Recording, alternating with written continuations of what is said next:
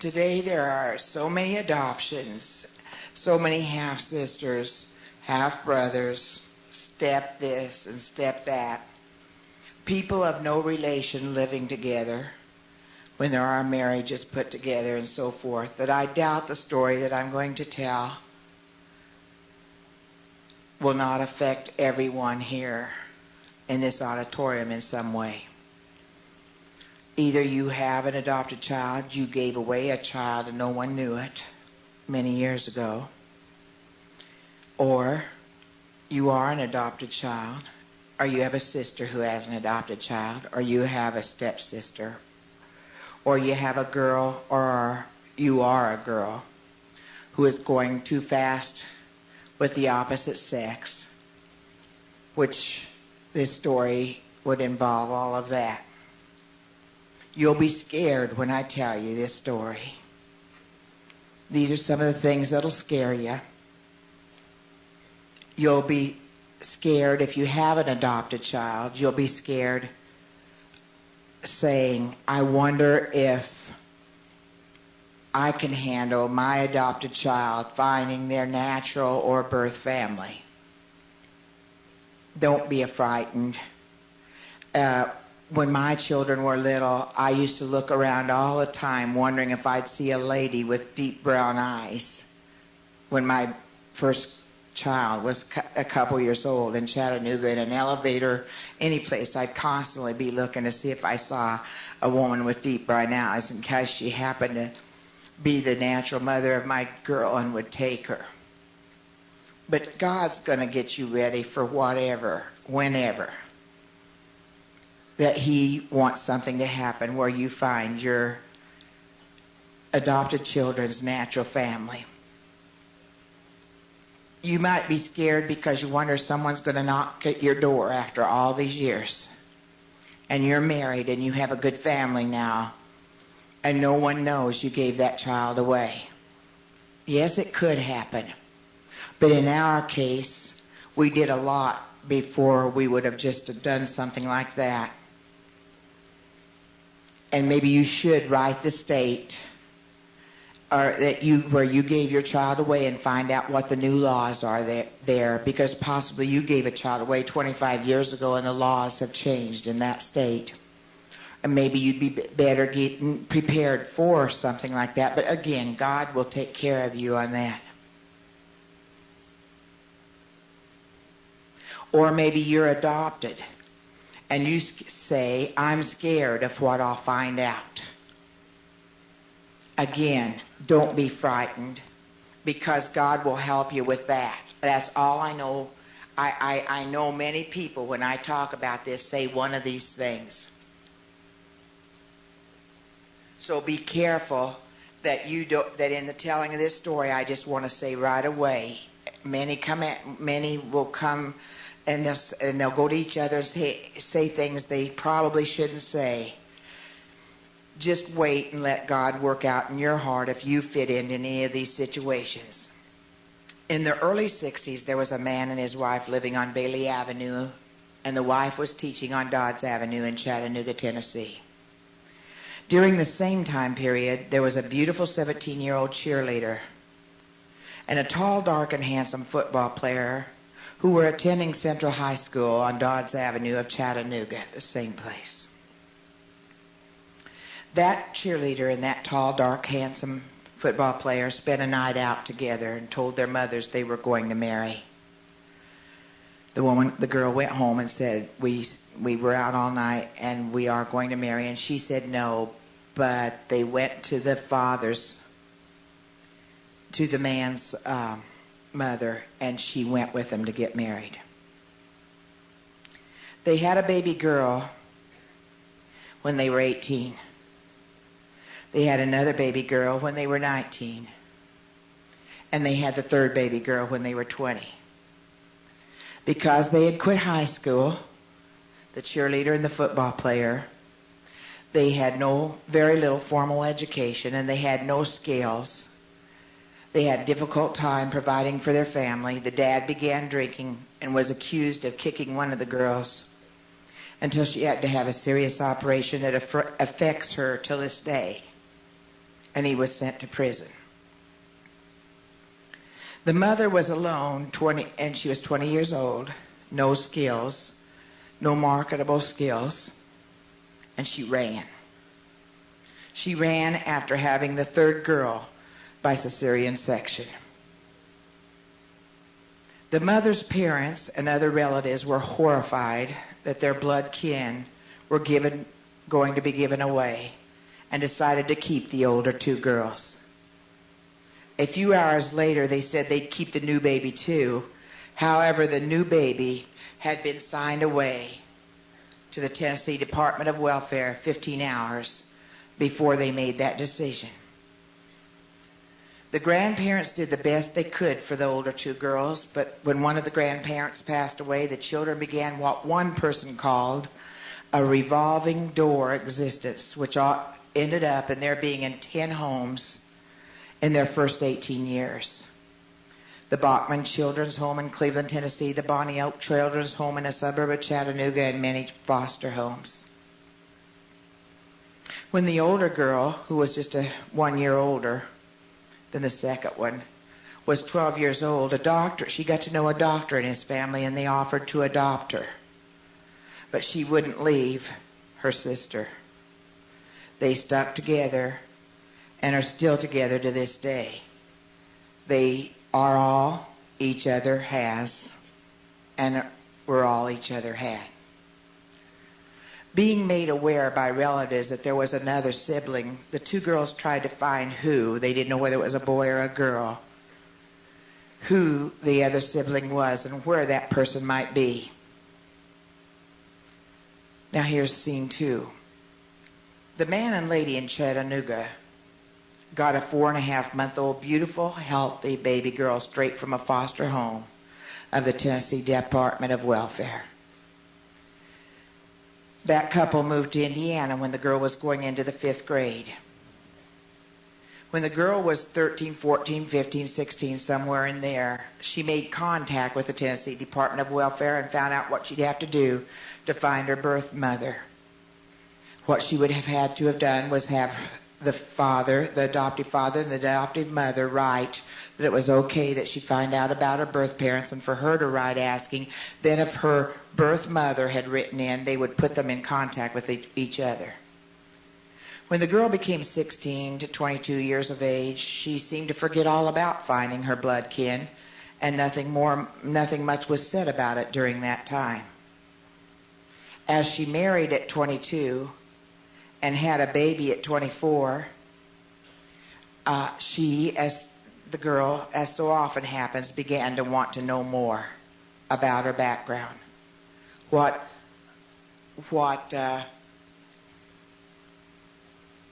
diseases were in the background for the sake of her baby, and that type of thing.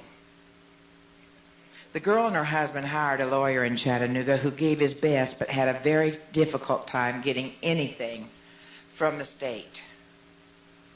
The girl called the lawyer weekly and sometimes semi-weekly, and finally the lawyer took the case to court and won.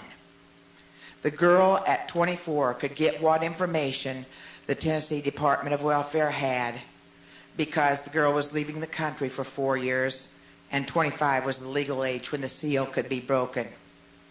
They gave her 2 names: Jack Marvin Springfield, last known working at a sandwich delivery place in Chattanooga, and Judith Ann Clayton, Soddy Daisy, Tennessee.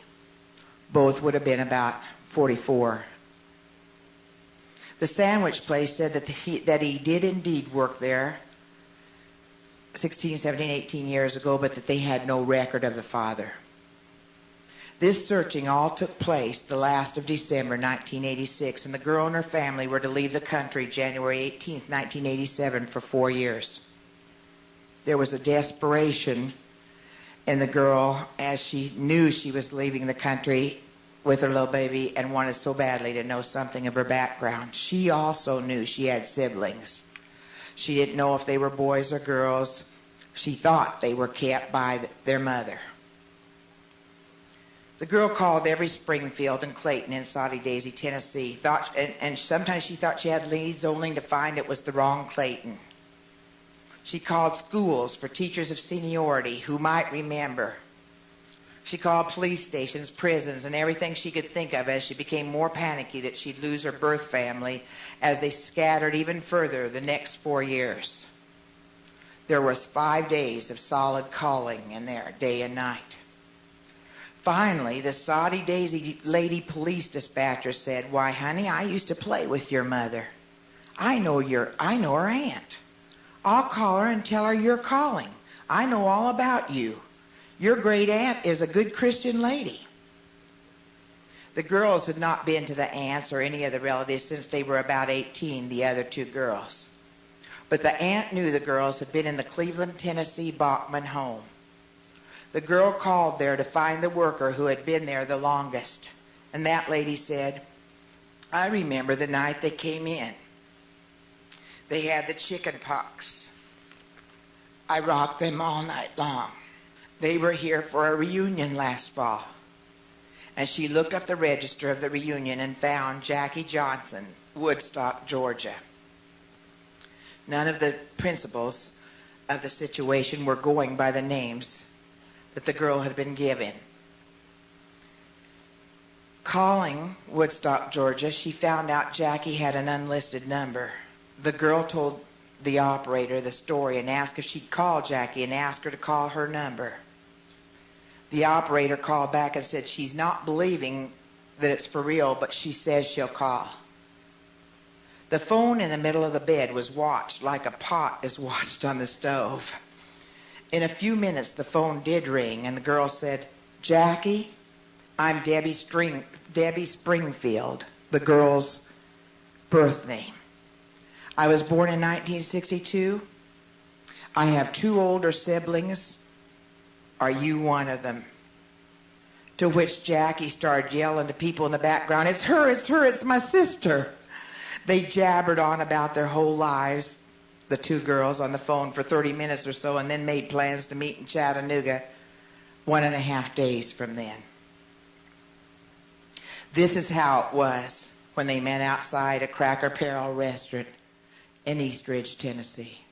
Every once in a while, we hear about long-lost family members getting back together again. Well, tonight we have one such story. It involves 2 sisters who are originally from the Chattanooga area. They were separated at birth when the youngest one was adopted. And today, more than 20 years later, they were reunited. Hi. The grand get-together took place at the parking lot of an Eastridge, Tennessee restaurant. 24-year-old Joy Ryder in the burgundy coat and her 26-year-old sister, Jackie Johnson, in the white, are seeing each other for the first time in 24 years. The 2 were separated when Joy was put up for adoption at 2 days old. And now I feel complete because I've always had that I wanted to do. It's always been a dream of mine.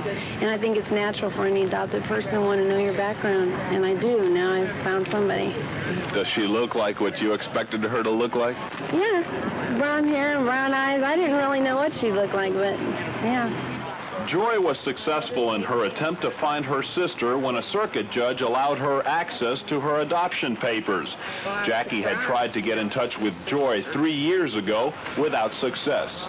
They said, that we had another kin, but they couldn't tell us if it's a girl or a boy because they wasn't allowed to give out that information because she was adopted out.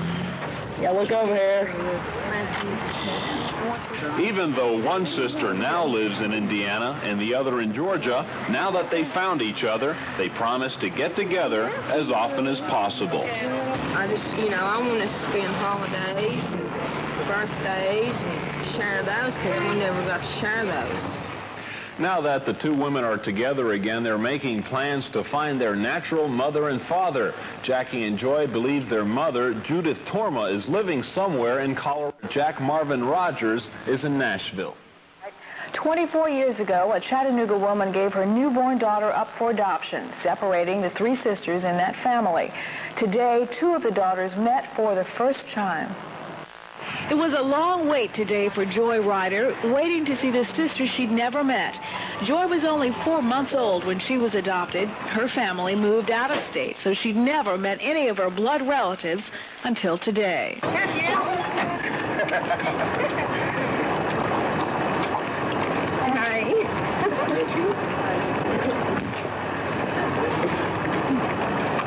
Johnson. She also searched for her sister, but gave up 2 years ago because the records hit a dead end.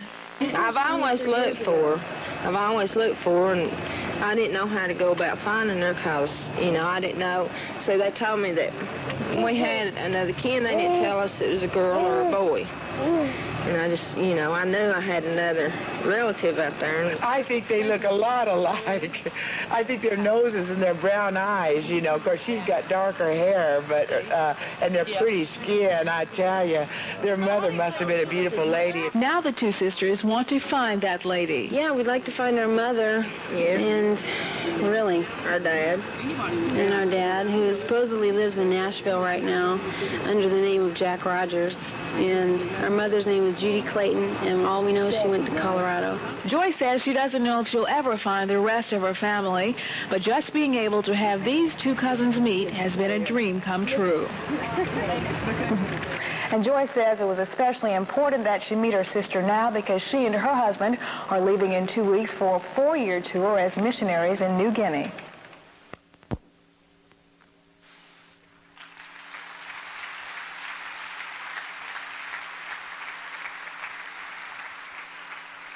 Yes, you guessed it. The girl who did the calling was our daughter, Joy, who is now on the mission field in New Guinea with her husband and 17-month-old son, Jordan, living with an unreached, uncivilized tribe in New Guinea, 6 hours by boat from the nearest airstrip. Jackie and Dee Dee, Joy never contacts me without asking about you. She loves you both dearly and always will. In the latest tape she sent, here are some sentences. Something I wanted to add about giving that lady a shot, her husband demanding we give her a shot, is that I decided to go and check her out since they said she was too sick to come. So here I am. I asked one of the young girls to help me, to show me how to get there, and here I am with a thermometer in my hand, going over these logs and walking a log, then climbing over them, and it's just really, here I am, the bush nurse who makes house calls, to these bush houses. So we finally get there, and then I had to turn around and go back, fix the shot, and then go back with it. And I have the adrenaline in my pocket in case, her system reacts to the penicillin in a bad way. And then I've got the shot fixed, and I've got the alcohol in my pocket and the cotton balls and the shot. And here I am going back over these logs, walking the logs and walking up this one, and I have my slippery flip-flops on, which I'm scared to death I'm going to fall.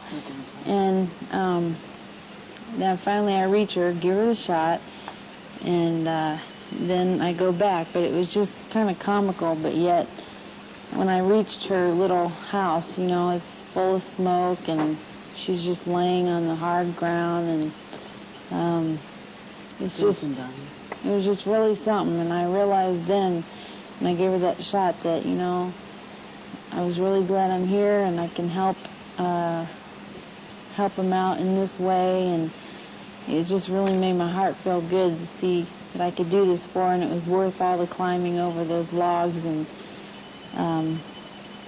all that for her. Mom, have you heard any more from Jackie and Dee Dee, and if they're coming to the spectacular or not? I'd really like to know. I haven't heard anything from them or you about that, so I haven't heard from them in ages, so I don't know how they're doing. Now, I did get a letter from Dee Dee that said that they went to see Jack, and that he said to tell me hi and everything, and I guess they had a real good visit with him, so that was nice to know that everything went smooth this time for him, with him, and so maybe things are kind of easing up that way for him. I hope so, but let me know if they're coming to the spectacular, and let me know what you want from me still for that. Jeff, I just realized that Spectacular is only a few weeks away, man. So, Mom, I bet you're really, really busy right now, but I'll sure be thinking about you during that time, and I hope it goes well, and I'd sure give anything to be there, believe me. So, please let me know how all that goes with the Spectacular. I want to hear everything. My daughter-in-law, Kathy, bring up Jackie, please. Come up, stand by her. Let Jackie stand by me and you stand on the other side of her. And my niece, Diane Smith, bring up Dee Dee, please. Dolores. We call her Dee Dee. Stand on the other side of her, Diane. Jackie and Joy pooled their information. Dee Dee allowed me to say to the college girls, and they started writing her, I asked her permission. Joy could not meet her before she left because Dee Dee was in prison for driving under the influence of alcohol. Is there any wonder? Before we judge, she hit somebody, didn't kill him, felt very, very bad about it, and didn't want to get out until she knew she was ready to get out. But Jackie and Joy were the ones that got to be together and pooled their information and found their paternal grandfather, who had been in Highland Park Baptist Church with us all the years we were in Chattanooga. He didn't know Joy was even born. They found great aunts and uncles who were there in their 40s and 50s and cousins that Jackie had known about.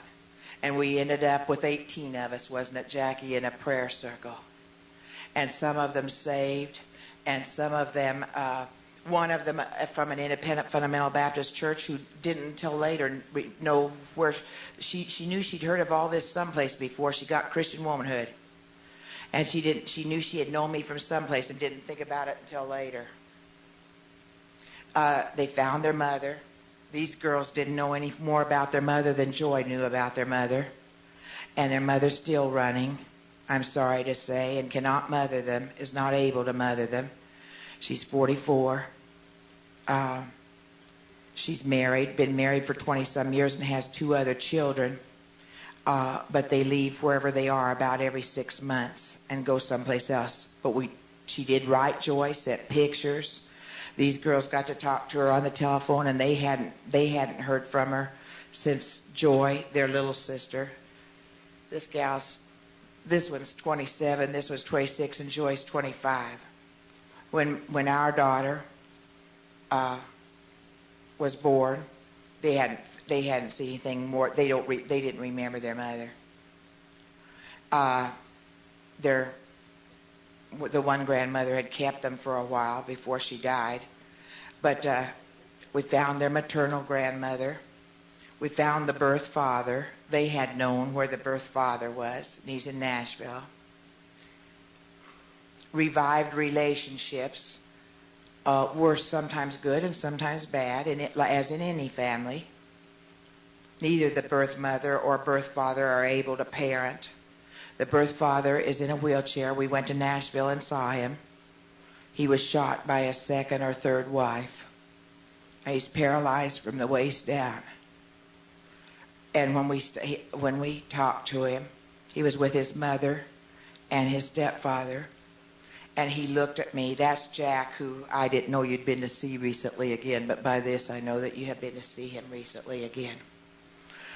And when they saw him, when Joy and Jeff and the baby and all saw him, he looked at me and he said, "No one will ever take Joy's love away from you, but thank you for this day." He's in pretty bad shape. Jackie and Dee Dee have each other.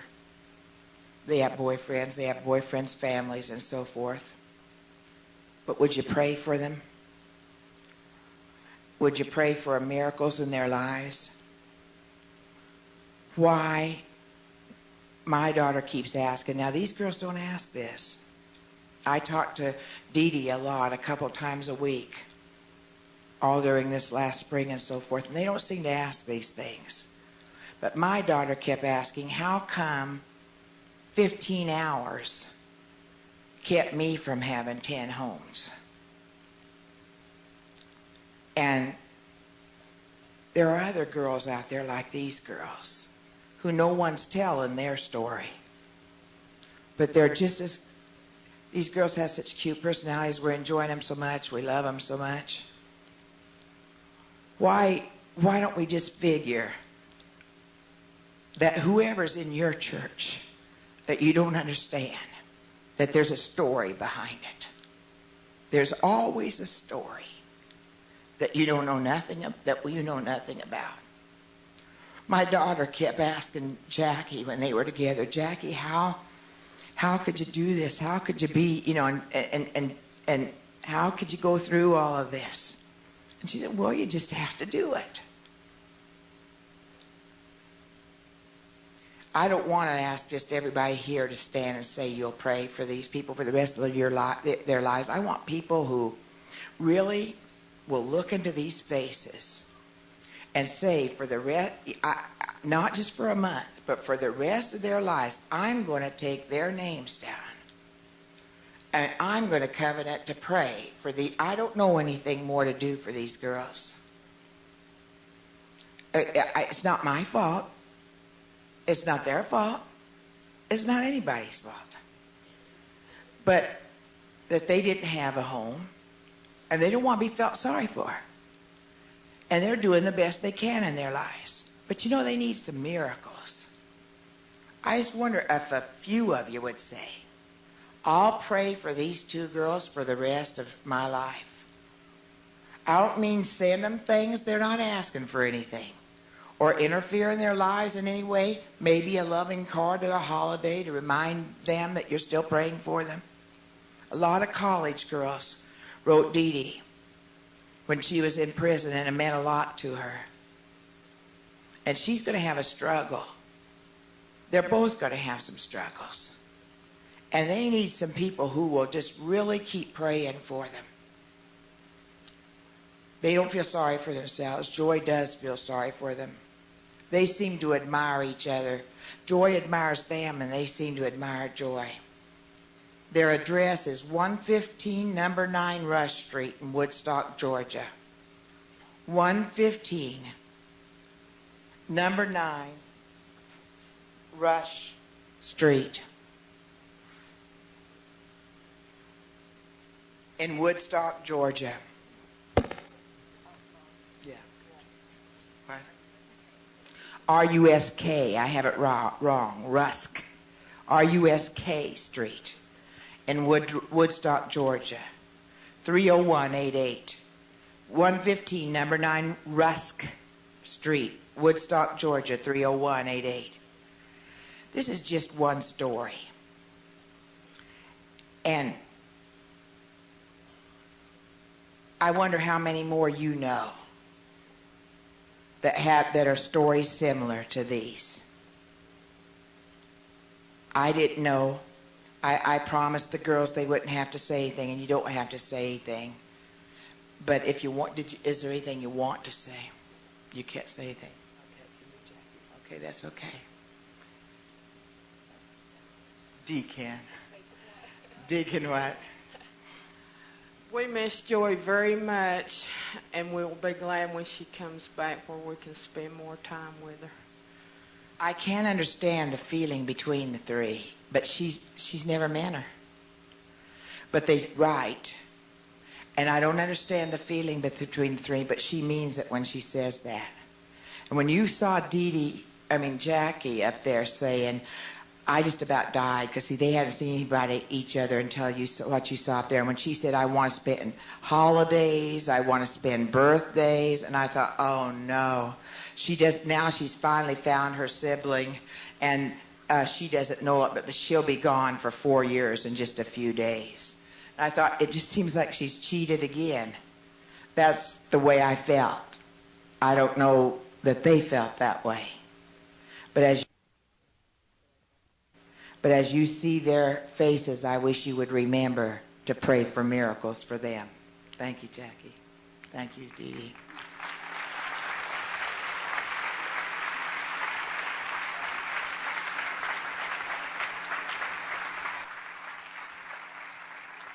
Jackie and Dee Dee, Do you know Jesus? You know, talk about step parents or different situations. Joseph raised Jesus. So Jesus was a stepchild. Jesus had a stepfather. Samuel had a stepfather, and Eli had a stepson. Joash was a stepson, and the priests were stepfathers. Moses was a stepson, and Pharaoh's daughter was a stepmother. This didn't just happen today, folks, in this day and age. So Jephthah was a stepbrother and a throwaway child. And it seems as if sometimes we think things just happen in this day and age, but it isn't true. Esther was an orphan. Mephibosheth was a foster child. Joseph was a throwaway child. Ishmael was a throwaway stepbrother. Pray for miracles in the lives of Jackie and Dee Dee. We'll thank you so much for it. The band's going to play, and this isn't going to be a hip hurrah time. This is going to be an invitation. I want you to get your banners out, and I want you to think whether or not you want to be someone different, for girls like Jackie and Dee Dee, and for girls like Diana and Kathy, and for girls who are in your church. Do you want to be different? Do you want to be special, a princess, unique, someone really special? Not because you're anything, but because God can make you somebody. If your church wants to be that, I'd like for you to parade up here and through here. And if some of you don't know whether you're ready, don't worry about it. Our church didn't enter the banner contest, being the host church. So there will be people who are not parading up here. This is not going to be a laughing, talking. This is going to be a very, very quiet time with your banners. Some will be watching, some will be parading with the banners. Think. Do you want to be a prayer warrior? Do you want to be a Bible student? Do you want to be somebody different, a princess, a queen for the people who need you today like they haven't for a long, long time? The band's going to play hymns. They're going to play patriotic songs. What churches are going to be different in this day and age? Which ones are going to be different? If you're not ready to say you want to be different, don't go behind your banner, and go out on the street and watch out on the street, because we also have the street blocked off. And after you have marched past here, and you can start right from over here and start with your banners, and after you have marched out this way and out that way, then go out to the street, and let's have very quietly, not a lot of noise, not any talking at all. Let's very quietly be out there while Mrs. Hiles will be going to the top of the building to sing again as we look at those banners. And you may go, Mrs. Hiles. And let's just have a few minutes at the last where we say, I want to be somebody special. I want to be somebody different. I want to be unique, a princess, a queen. Okay? All right, she's going with her. All right, let's start over this way. Unroll your banners, will you? You can only half unroll them until you get out in the street. That's all right, too. Really quiet. Put on your coats very quietly. Let's stay just as serious as we possibly can. Everyone upstairs, just really, really quiet. You've been such a beautiful audience. And then after this section comes, then this section come around here and out onto the street. And then this section. With no talking at all, please. All right, right here. Well, you folks start this way. And balconies start coming down so you can come through this way and out onto the street. All right? Come on down, folks.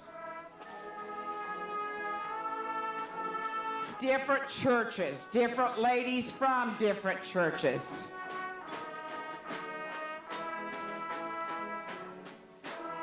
That's good. This is just the way I wanted it. Just quietly.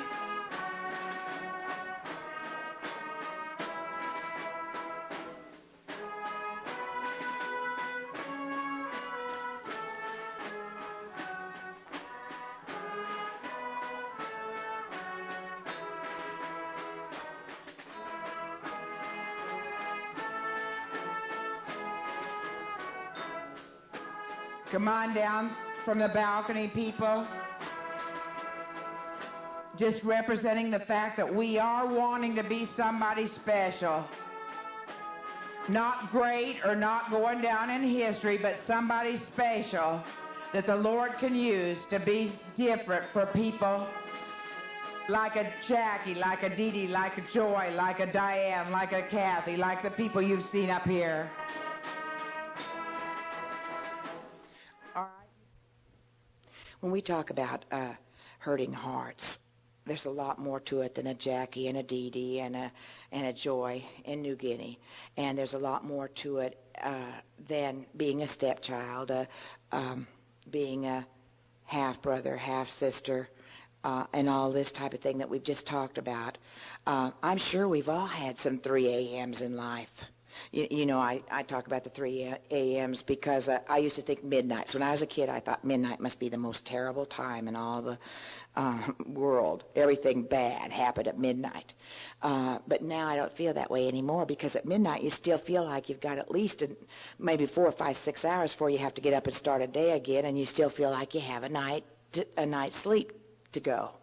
And then, you know, on 5 o'clock, if you're awake and then with some sickness or something, well, it's daytime. It's daybreak in a lot of cases, and people are getting up and stirring for early morning jobs and this type of thing. So it does, but that 3 a.m., that dead of the night, and that's the time you wake up, and if there's something that's bothering you, it just seems like there is no way out. There is nothing, there's no way to see your way to the end of the problem. I've had some 3 a.m.s. From 1982 to 1987. I've had a mastectomy, and then chemotherapy, and then other drugs, because the chemotherapy was making me so sick that I had to take other drugs to keep some food in me to not be dehydrated, so quite a few drugs. I believe I know a little bit about drug withdrawal even. I'm not positive, but I think I do. Then I had surgery to reopen the first mastectomy scar to take care of some complications, and then a second mastectomy. And then I had a granuloma surgery on an arm, and then an ear surgery to examine a cyst. And then for 6 months we felt I had a heart valve problem and was taking Inderal, and the Inderal caused me to just about be able to function for half of a day. I'm seemingly very bad with medicine, and I felt that I was going to be an invalid. And then it turned out it wasn't even a heart problem of any kind anyway. It was a neuroma from a complication of a mastectomy. Then, because of inadequate immune system, since the chemotherapy and the cancer, quite a bit of flu and ear infections and sinuses, and of course the back problems that I had way before in life, and degenerative disc disease, and constantly watching your back. And sometimes you get to thinking, you know, you look well and you feel pretty well most of the time. And you think, man, you know, what in the world? You sit up because you have one problem, and you have to sit up for that, and you lie down because you have another problem. And I've never had that much sickness in my life, and I know some people have been born with it, and they've had sickness all their lives, and their hearts hurt. They have been brokenhearted. There's so many things. Just a army of broken hearts, it seems like to me, marching around almost. And then a chemical menopause, and then carpal tunnel syndrome of the arm, and then hiatal hernia. A lot of these just natural things that people have, and they say, no problem. You know, it's no problem. And then another neuroma. And sometimes you just feel like a hypochondriac when you've always been pretty healthy throughout your life, and you feel like what's going to happen next? And each time people say, well, I know somebody who's gotten through that, and there's no problem at all. You know, and of course, when they say that, they don't really know. They don't know your combination of problems. They don't know anything about. I had a brother-in-law who had a severe back problem just recently, severe. is still going through it. And people said, oh, I've had a back problem. You just take a couple aspirins and go on. And, of course, I had seen this man who never missed a day of work. I had seen him crawling to try to get up. And I knew they did not know what they were talking about. So many times when we say, I understand about a Jackie or a Dee Dee or I hope I'm beginning to learn that I don't understand anyone else's broken heart. That only the Lord understands our broken hearts. He's the only one who really knows. Somebody else might have had the same thing. I talked to a girl today, 38 years old, a girl to me with my being 54, and she was coming home from her first chemotherapy treatment and had I said, well, I started telling her what she might be able to expect, and then found out she's taken a whole different course of chemotherapy than what I had. And what I said didn't seem to go along with what she's going to have at all. And so even though we had the same, it was at a different age. It's never the same. There's so many things to distinguish between one person's broken heart and another person's broken heart. If we'll just let people tell us what hurts. You know how you ask a little kid, what hurts, honey, what hurts? Why don't we ask older people that sometimes and then listen? Then shut up and listen. It's so hard for those of us who like to talk to shut up long enough to let somebody listen. To let somebody tell their story so that and I'll be the listener. So many times that's all they need is someone to listen. And they just can't get it out fast enough. We're in too much of a hurry. Even if we're not going someplace, we don't want to take that much time on one story unless it's entertaining to us or we're getting something out of it for ourselves. Ask the Lord to help you to be on the lookout for hurting hearts. A young gentleman came by my office today and told me that he was working with a man who's so harsh and always criticizing everybody. And he said this man, he didn't tell me the man's name.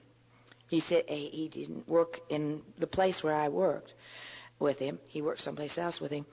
And he started telling me how mean and how critical he was. And he said, I don't know what to do because I take on the complexion of what he's doing and I don't know what to do. And I said, he must be a tortured man. And he looked at me, the guy looked at me that was sitting there, he looked at me so funny. And I said, he must think very little of himself. And he said, well, he sure doesn't act that way. He acts like he knows everything and no one else knows anything.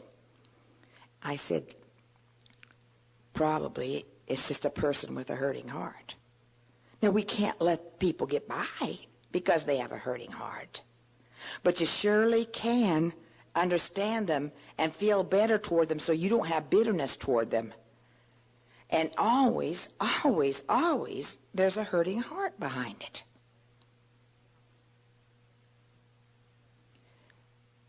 Jackie and Dee Dee, we found them. What about some of you, though, that say, I don't want my daughter. I don't care how many hurting hearts are out there. I'm not you. I don't want my daughter finding her natural sisters. My daughter's adopted, and I don't want her finding her natural sisters. I think that's all right if you feel that way. Possibly the Lord's protecting your daughter from finding out things she shouldn't know. Reflect. Hopefully you will reflect your daughter, and you'll love her enough to give her what she seems to need or want. But try your best to pull her towards you so that you feel loved enough by her that even if she found a sister that she could go ahead and have fellowship with, that you would know that your relationship with your daughter would be so much different from what that person's relationship was with your daughter. Ask the Lord to help you be able to do what your daughter needs to have done. I don't know. I have no idea what you're supposed to do. It can be so different in with different situations. And I know some of you, dear ladies, that I'm talking to, your husband who beat you wants your daughter, who is now a teenager, to come see him sometimes, and the court says you have to give your husband that right. And it's killing you. Because here he was mean to you, and then he wants your daughter, after you've taken care of your daughter all these years, he wants your daughter to come be a friend to him. I can imagine that, as I said, I don't know, but I can imagine that'd be terribly, terribly difficult. What can you do?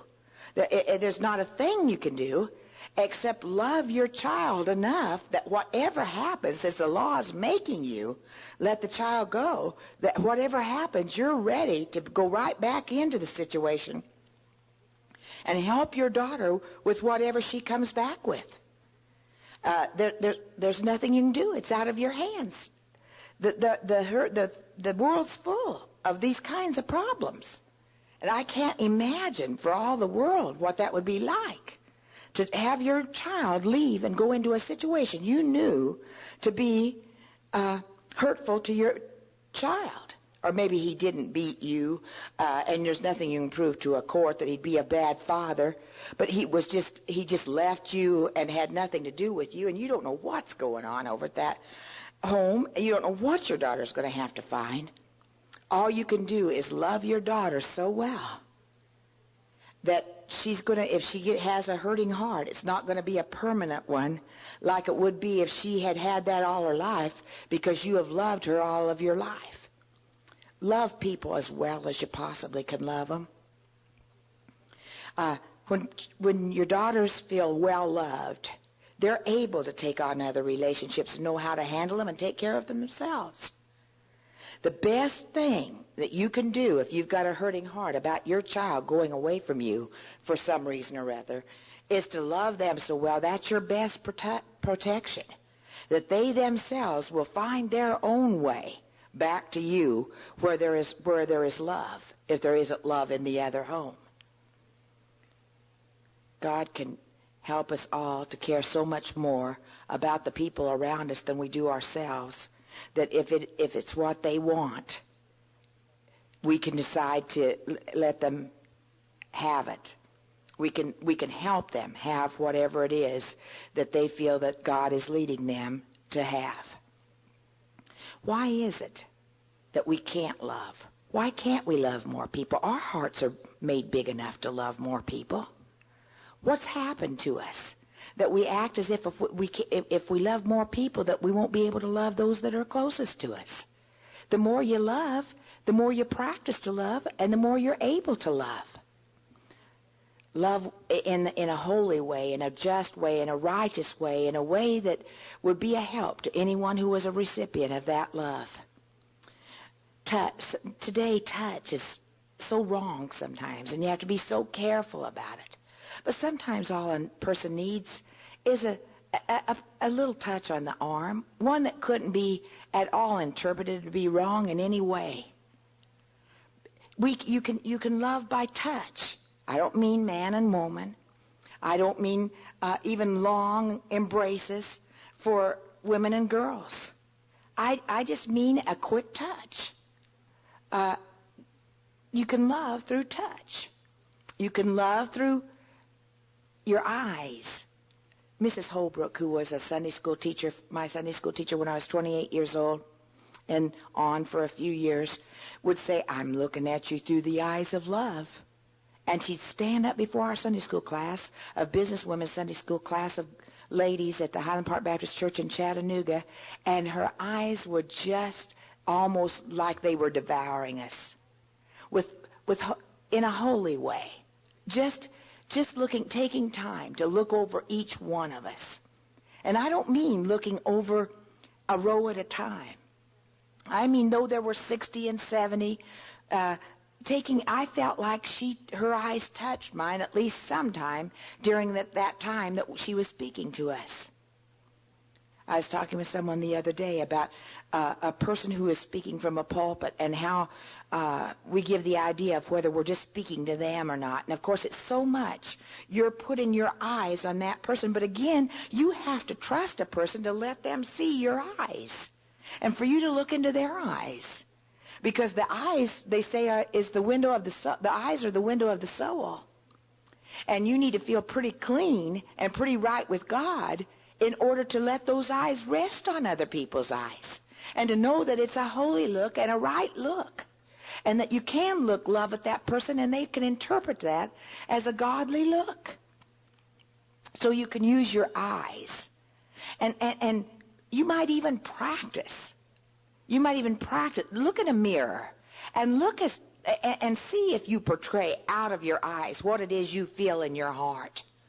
A lot of times I believe people love their husband or love their children more than the husband or children realize, because we haven't learned to portray that love, to get it out by a touch, through the hands, a touch, or through the eyes, a look of love,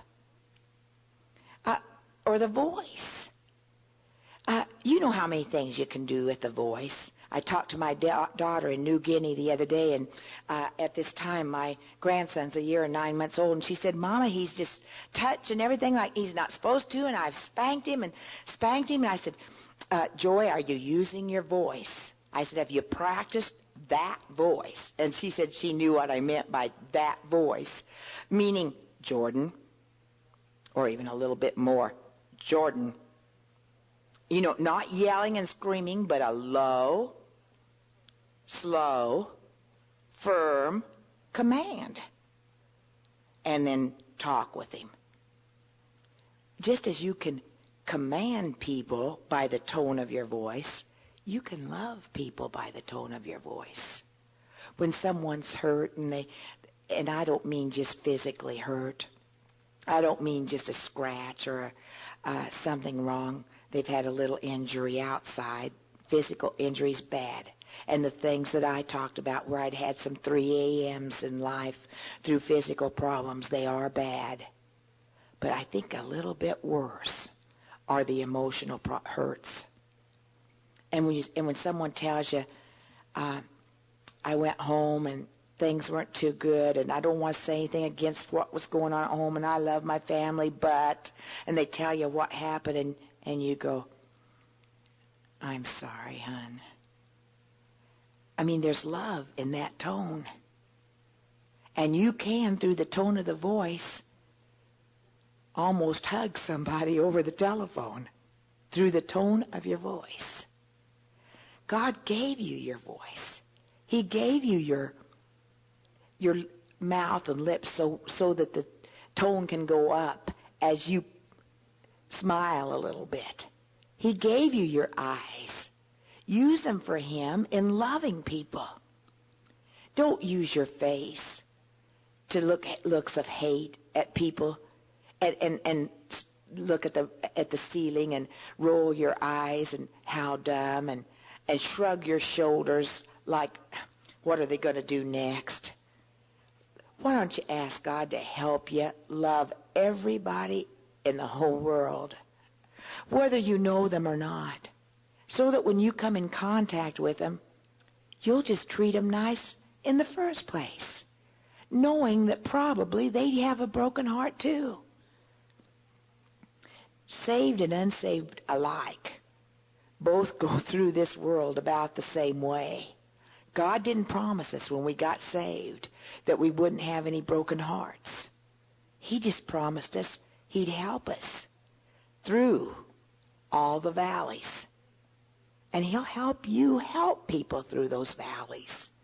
If you'll decide you're going to love folks no matter what they do, no matter what the situation, no matter where they come from. My daughter, who's been in New Guinea at this time, a little over a year, called me when they got their vacation in Wewak, New Guinea, after the first year, January 18th, 1988, was the end of their first year. And she was getting ready to go back into the jungle after a vacation.